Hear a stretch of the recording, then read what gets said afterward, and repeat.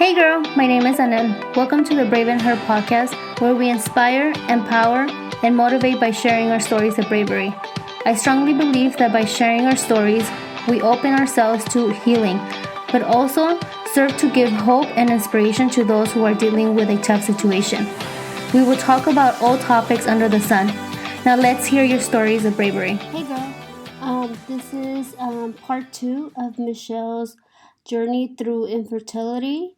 I hope that her story is inspiring you and giving you hope. Let's continue listening to her story. And I was like, okay, so does this mean I can actually tell my family, or am I supposed to wait? Like, I don't know how this works. She goes, no, your numbers look great. Go ahead, go celebrate. So we were like, okay. So I just wanted to tell my immediate family, like my parents and my brothers. And so we did. And oh my gosh, everybody was just so excited. My mom was crying. I was crying. It was super exciting. And so then at that point, we go in for blood tests, but you don't really go back in for a sonogram until they look for the heartbeat. And you can actually see a heartbeat at like 6 weeks. You may not be able to hear it, but you can see it. Mm-hmm. And so I remember I went in for a blood test, and they said, I remember Maria telling me, she's like, well, they're not like doubling exactly how we would like, or like they're not as high as I would love them, but they're still strong. Okay. But of course, in my mind, I've already walked through all this other stuff. Now I start to panic, and I'm like, I don't know what that means. And so I remember hold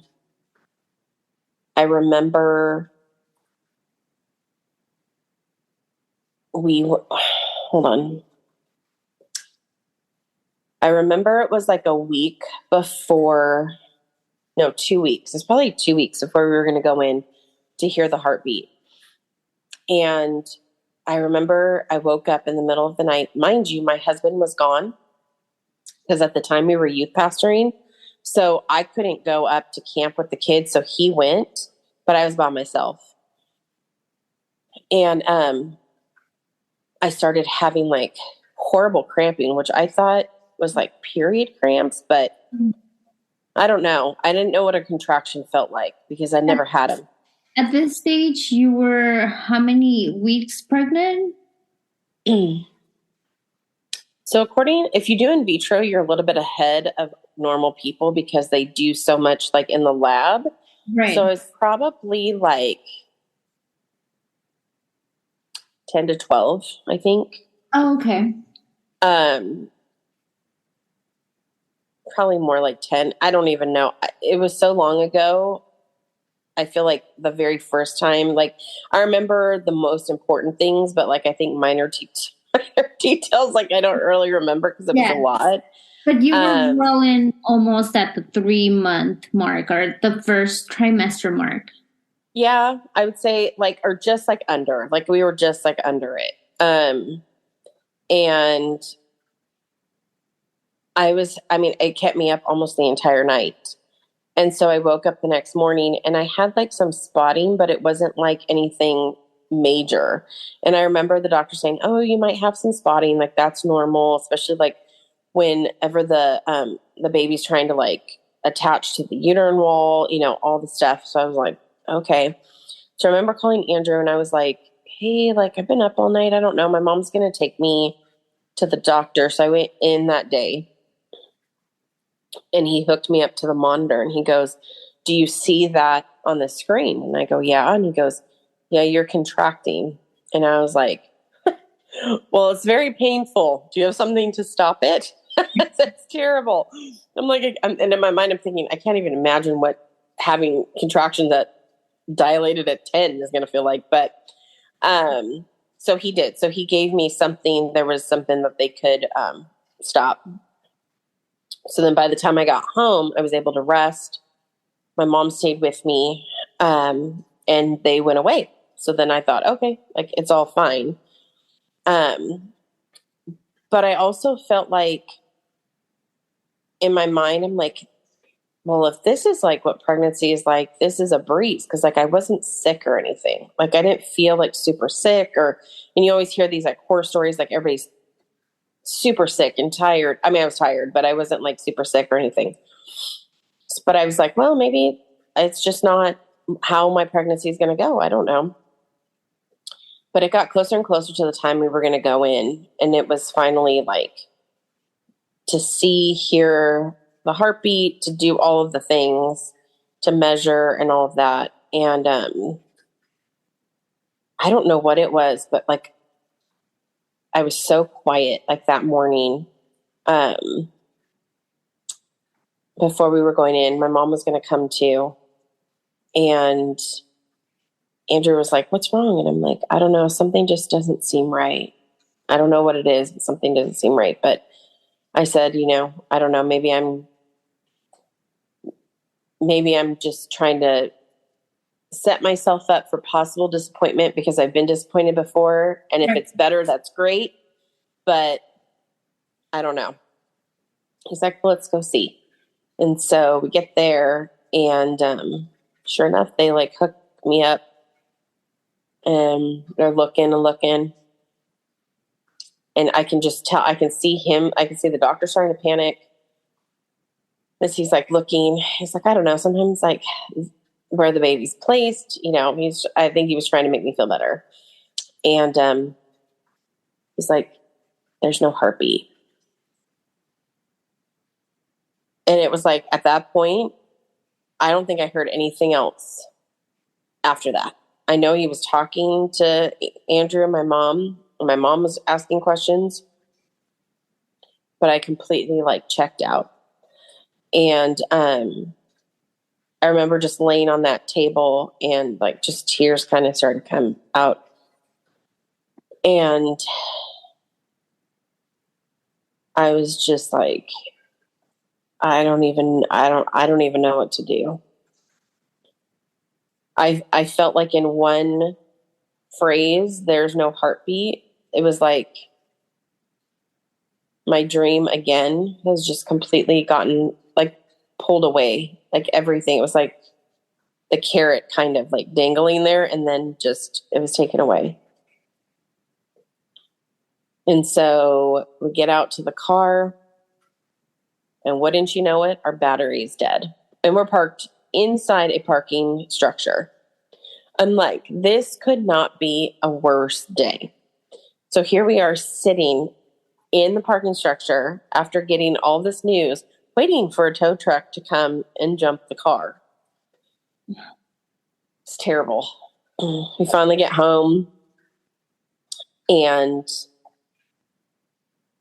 I think I was probably laying on my bed in like a fetal position for quite a while, just sobbing, I could feel like this was a pivotal moment for me that I was going to spiral down like into depression. Like this was very hard. And the doctor was like, well, you have more, we can try again. And I'm like thinking to myself, but you don't understand. I wanted these ones. I wanted this baby. Like I was already there. Like yeah, sure. Okay. But that doesn't make me feel better, So,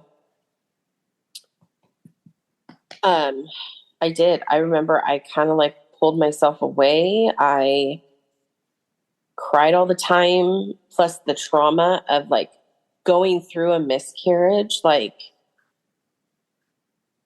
I don't think anybody prepares you for that. It's different if you go in for a DNC, although that's not any easier. And I've had friends that have had to do that.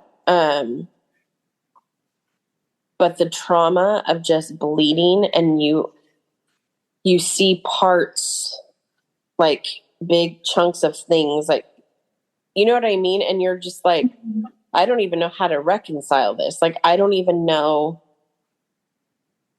Like, I don't know. And then I was struggling. I'm like, do I just flush down the toilet? I was just all these things. It's very traumatic. Mm-hmm. And so,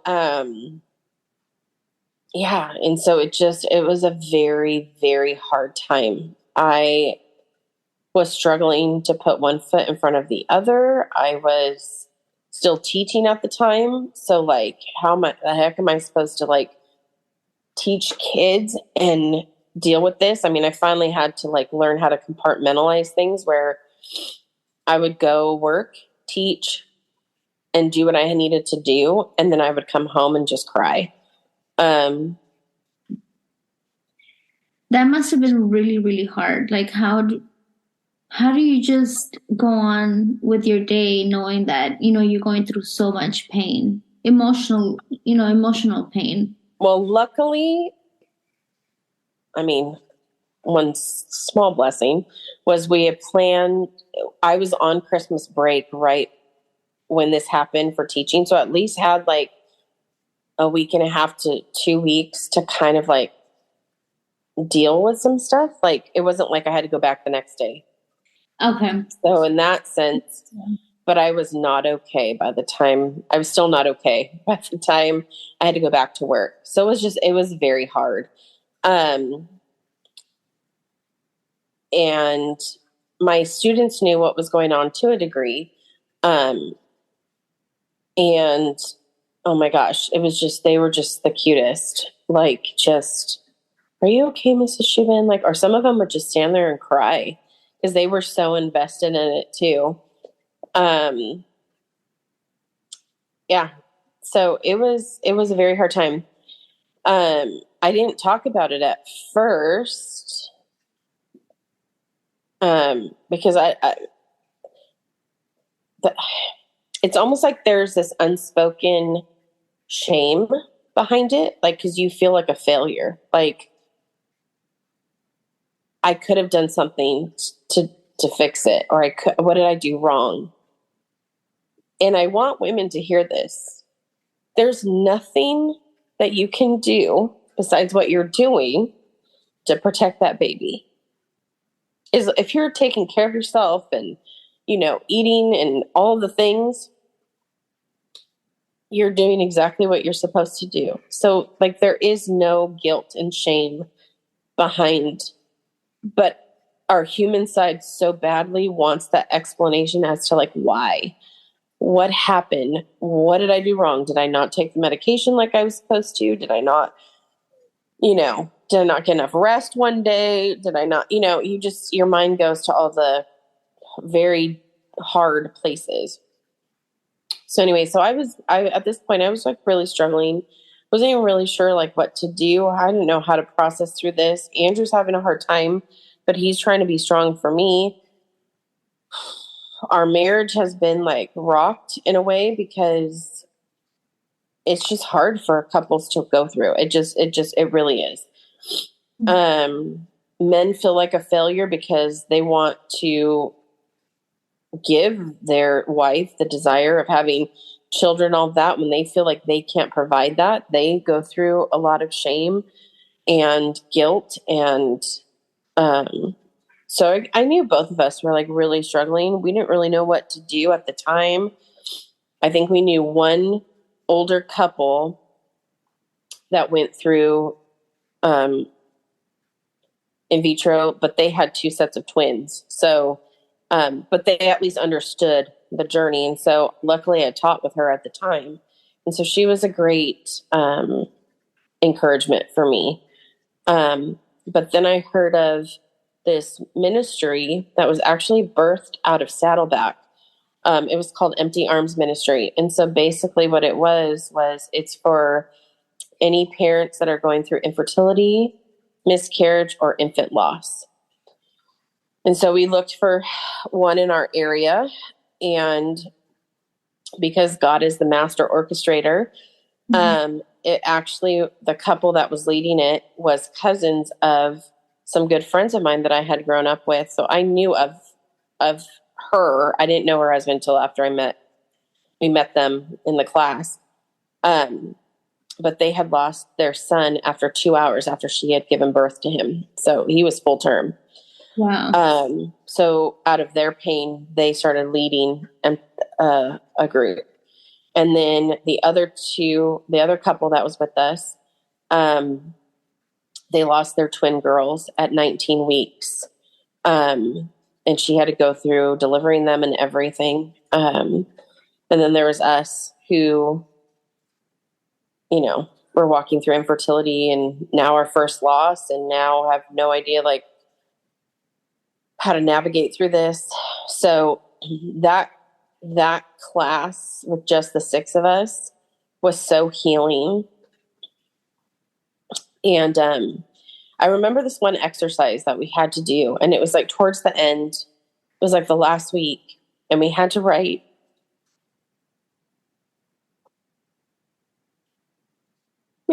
letters to our babies from mom and dad. And that was really hard.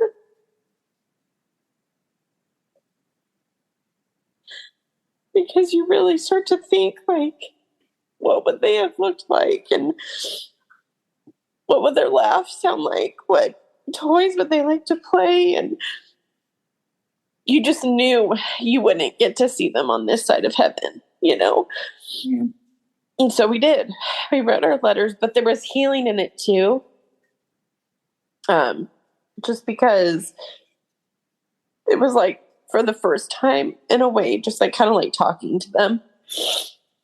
And so I'll never forget that. I actually still have them. And so actually some friends of ours made us a shadow box of the stuff that we got. For some reason, I don't know. I think a hospital sent us blankets, which was very interesting. I don't even remember how they got to us, to be honest with you. I just know we were sent blankets. And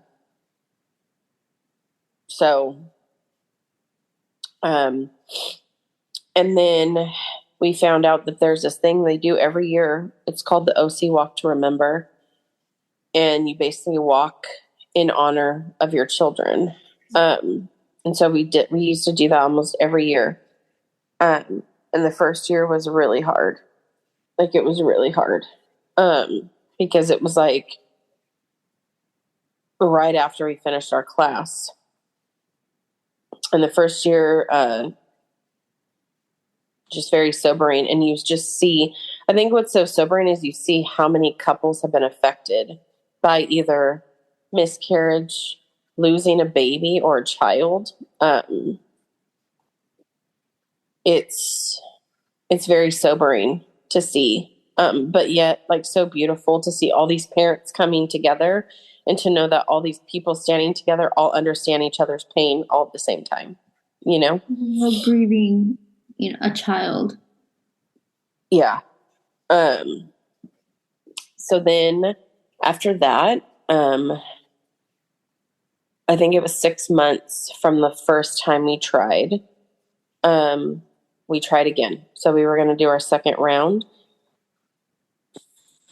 And this time it's called a frozen transfer. So that means that the embryos that are not used with the live transfer, they are cryogenically frozen. So we had 5 left. So we did another round of 2. And literally like almost the exact same thing happened. And, I thought I took it hard the first time it happened, but this time I was like done. Like I literally had become like undone. I just nothing made any sense to me. Yeah. I, at this point I was so angry at God. Like I was so angry. Like, this is not supposed to be my story. This is mean. I literally felt like he was being mean to me. I felt completely overlooked. Almost like he owed me something, like, I don't know. In my grief-stricken, immature mind, I felt like he owed me something, which he didn't. And so what I didn't know was that we were going to go on a really long journey, him and I, to being stripped down from everything that I knew of who he was and rebuilding of him showing me truly who he was. And so, literally right after we lost our second set of babies, that wasn't the only loss. We lost our ministry at church. We lost our church family, which is, it's just not something I want to talk about at the moment, but it was just very hurtful. We lost some of our best friends due to assumptions that were made, and I lost my job, my teaching job. And my husband lost his job. Literally, this all happened within a 3-month period. Wow. So you lost your support system, kind of. Pretty much. Mm-hmm. Besides your family, but your support system outside of your family. Yes. Both of your jobs. I literally was like, okay. I mean, it was just, I look back at that time. I mean, Andrew and I will talk about it at sometimes. I mean, like, look back and we're like,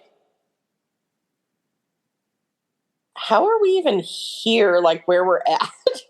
Because that literally, like, I know people talk about it, but like, we all go through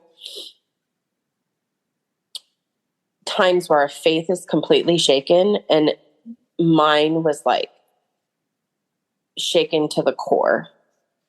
And I never struggled with faith, like when I was growing up and all of that. This really, I did not understand what was happening, because literally the misunderstandings between these people, I feel like could have been cleared up, but like they weren't. My job, it didn't really make any sense. Except for the administrator I had worked under for like 9 years, he moved on. And then it was like, when that happened, there was a lot of like yuck happening. It just, nothing made sense. Like nothing made sense. I don't even know how to explain it. Nothing made any sense at all. It was like, okay. It was, I mean, I wouldn't say it was like Job, because I feel like Job really, really lost everything. But that's how it felt. It literally felt like a stripping of everything. At 42. And it kind of was, because, I mean, aside from your family, you pretty much did lose everything. I mean, but not only you lost your job, but also your husband lost his job. And then this ministry that, you guys, in a way were dependent on because of your journey that you were going through. You lost that. And, close friendships, you lost that too. So that's a big loss. It was really hard. But I look back now and I see the whole picture now. I didn't see it then, but I see it now. And, it's funny. When we read the Bible and we read about the Israelites, we read, we always go, gosh, those Israelites, they just couldn't pull it together. Like they worship idols, like Moses is on the mountain, he comes down, they're all worshiping a golden calf. I mean, like, and we as a people, we laugh because we're like, what the heck are they doing? That's just so silly. But we make idols out of things and we don't even know it. They may not be a golden calf, but they come in a form of people, items, career, titles, money, all of those things. And so when I look back at that time, what God was showing me was, I'm going to show you, Michelle, what your identity is not in any of that, because I think I was so wrapped up into that, right? Like I lost my babies, but I still was a really good teacher. I still was a really good youth pastor. I still was a really good friend. I was a really good this, that, or the other. And so I needed that to help make up who I was, to make me feel better about the fact that I had just lost all of this. And what God was saying is, that's not where your identity is. Your identity is in me and me alone, and that's it. Yeah. I didn't know that's what he was trying to do, because at the time I thought he was being very mean and cruel and unkind to me. And I felt very overlooked, as I'm going to different people's baby showers and just having a hard time getting through it. Being at friends' births of their children, and going to visit them in the hospital, how heart-wrenching that was. And nobody really understood or knew, because none of my friends really walked this journey. And so I felt very alone through most of it. And really, all I had was him. Even my husband was like still trying to navigate his own journey through this all. He has his own side of things. And it was, oh boy, it was bad. And you know what? There came a point in time too where for a little bit of time, I kind of not necessarily walked away from him, but I just was so angry that I just wanted to do what I wanted to do. I never enjoyed it fully, because when you have the Holy Spirit living inside of you, there's always that still small voice that's like, don't do that. Yeah. Come back. Don't do that. You're walking into hot water. Don't do that. Mm-hmm. And so there was always that internal battle, but it was almost like Jonah trying to run away from Nineveh. Like that's kind of how I felt. Like I want to go the completely opposite. Wherever he's going, I don't want to be there because I'm so mad at him right now. And it was just a really, really hard time that I would never like to go back to. I learned so much. I grew so much. Gosh, this is what I tell people. I never want to walk that journey again, but to be in the trenches with Jesus the way that I was, I would go back to that, because I learned so much about him that I never really knew before.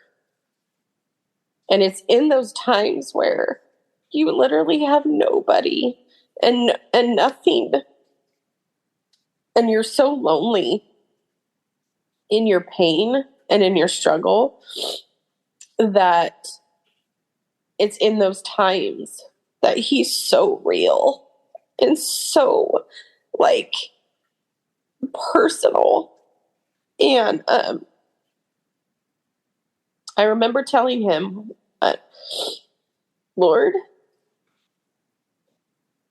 I don't know why. I don't understand. I don't like it. But if this is because you just want to use me to tell my story, to help other women, then I'm okay with that. And that was probably one of the hardest things to say, because sometimes in our walk in life, the Lord will allow us to walk through things, not because of us, but for other people. Yeah. To be that comfort, to be that encourager, that one that can link arms with another and say, come on, let's do this together, But getting back to the baby stuff, the Lord had revealed to me that having a baby was my idol. That was all I focused on. That was all I thought about. That's all I wanted. And it was my idol. And I never really thought of it like that because I don't know, I guess when I think of an idol, I think of a statue, or something like that. That's what I think of. But it was true. Having a baby was all I thought about. And I remember the Lord speaking to me when I was reading something and telling me, I will compete with nobody. I come first. And this has completely taken over your entire being and your heart. And I'm not the one that's on the throne in your life.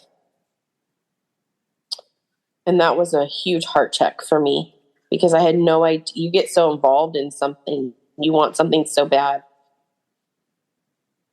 I never really thought of it that way. And so, so during that whole stripping of losing so much, it took me a good 8 year. He took me on an 8-year journey of rebuilding my identity and who I was in him, rebuilding who he was and showing me who he was as God, and where I had put things on him that had nothing to do with him. They were just my feelings and my opinions and all those things. And gosh, I just grew so, so much in that amount of time. But then I still wasn't sure that I wanted to go through it again because we still had 3 embryos at the time that were frozen. And okay, so let's get to that part. So I was about 37 at the time. And I thought to myself, okay, Michelle, you're not getting any younger, so you got to kind of figure out what we're going to do here. But I didn't really want to use the same doctor because especially after the second time that we went through a loss, it was just a bad situation. I actually had a really good friend at the time that was using the exact same doctor, lost all of her babies as well. It'd be too much for me to even explain, but there was just a lot of yucky things happening in that company that just didn't feel right. And I told Adrian, I don't want to spend any more money to do this. I don't feel comfortable. He goes, that's fine. So at the time I had a friend who had gone through in vitro, and she goes, please try my doctor. You'll love her.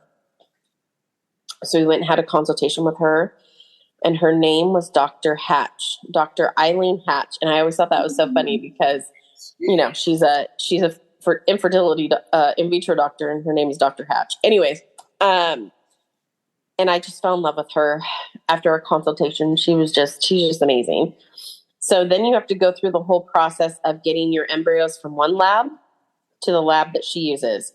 So just like parents, we literally have to go pick them up in a tank and drop them off at another lab. It's the weirdest thing. I actually have a picture of it still in my camera reel because I just thought it was the funniest thing.